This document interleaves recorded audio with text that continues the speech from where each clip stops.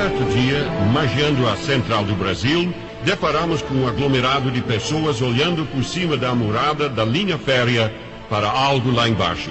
Julgando que fosse um desastre de trens, paramos. Chegando mais perto, soubemos que se tratava de um moço de 25 anos presumíveis que acabara de ser eletrocutado por ter tocado um cabo de 6.000 volts.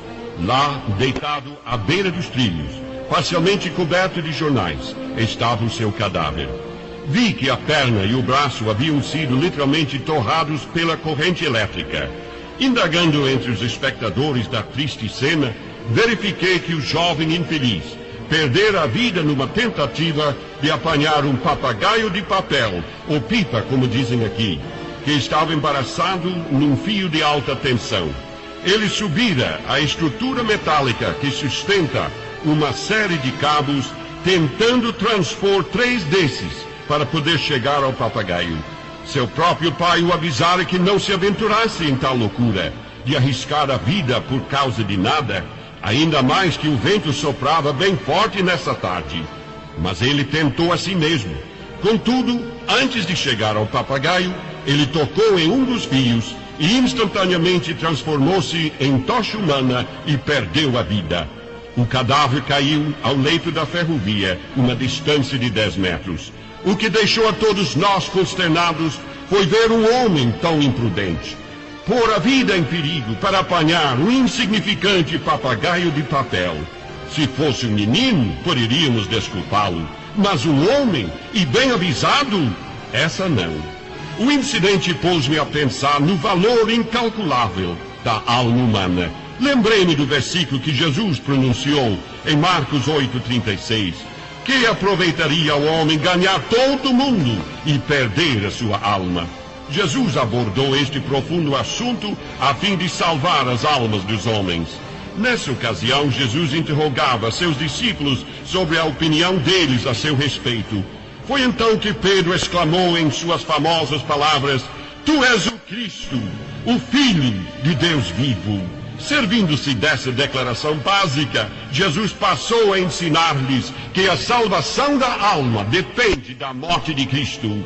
A alma seria resgatada não por ouro ou prata, nem por observância de ritos e cerimônias, mas sim pelo sangue do Cordeiro de Deus. A princípio, Pedro repeliu a ideia da morte de Jesus, mas depois tornou-se um eloquente pregador desta mensagem. Na mesma ocasião, Jesus disse: qualquer que quiser salvar a sua vida, isto é, viver de acordo com a carne e o mundo, perdê-la-á.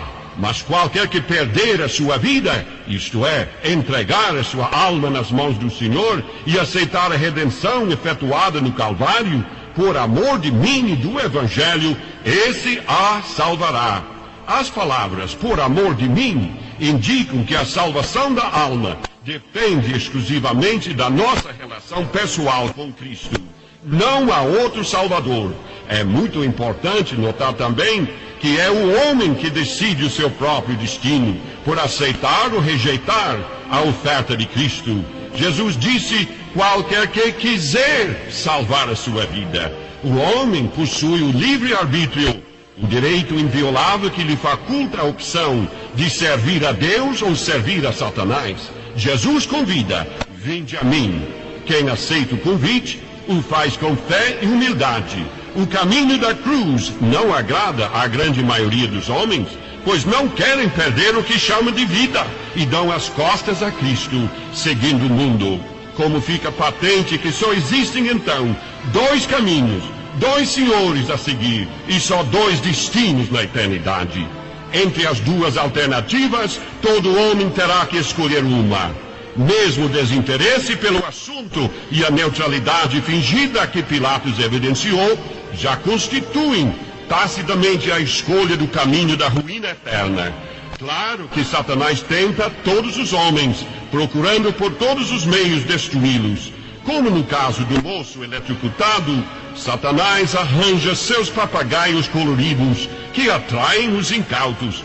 A Eva, a nossa primeira mãe, ele apresentou um bocado do fruto da árvore do conhecimento do bem e do mal.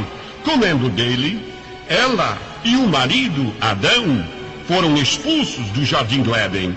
Jesus contou a história do rico fazendeiro insensato que tentou arrebatar o papagaio de riquezas materiais. Os celeiros transbordavam do fruto da terra, mas o coração dele era muito pobre, e nessa mesma noite o homem morreu.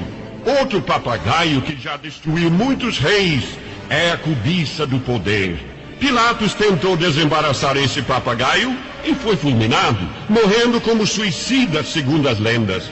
Herodes o Grande quis ser o rei dos judeus e mandou matar os inocentes numa tentativa de eliminar o recém-nascido Messias. Acabou entrando na história como um dos mais inglórios dos déspotas.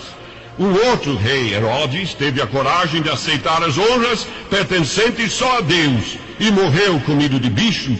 Atos capítulo 12, versículos 21 a 23. Belsazar, o ímpio e blasfemo jovem rei babilônico, também desejou muito apanhar o papagaio da glória do mundo, mas na noite do banquete foi morto. O prazer sexual não deixa de ser outro papagaio bastante atraente, em busca do qual multidões inumeráveis já foram fulminadas pela justiça divina, que continua afirmando: não adulterarás. O carnaval, repleto de excessos, loucuras, adultério e fornicação, não deixa de ser um papagaio que condena multidões de insensatos. O homossexualismo foi o grande pecado de Sodoma e Gomorra, pecado que levou Deus a destruí-la com fogo e enxofre. Deus não se deixa escarnecer, porque tudo que o homem semear, isso também ceifará, porque o que semeia na sua carne, da carne ceifará corrupção. Lemos em Gálatas capítulo 6, versículos 7 e 8. Os antediluvianos, o rei Saul, os reis Herodes, os adeptos de falsas religiões imorais, todos ceifaram a morte. A mesma sorte está reservada para aqueles que assim vivem no dia de hoje. A Bíblia diz: como aos homens está ordenado morrerem uma vez, vindo depois disso o juízo. Hebreus 9, versículo 27. O juiz será o próprio Jesus Cristo, cujos olhos são como chama de fogo. Felizmente, esse mesmo Jesus já preparou um meio de escaparmos ao juízo. Esse meio foi ele mesmo se ter oferecido para tirar os pecados de muitos, e ele aparecerá aos que o esperam para a salvação. Cristo, o único homem perfeito, substituiu a todos nós em juízo no Calvário. Deu a sua vida para que nós tenhamos a vida eterna. Convido ao ouvinte a aceitar neste instante a Cristo por teu Salvador eterno. Confessa a Ele as tuas faltas e Ele te perdoará. Oremos. Ó Deus de amor, contempla estes muitos amigos que neste momento te buscam com fé, confessando os seus pecados. Perdoa-os por causa de Jesus. Amém.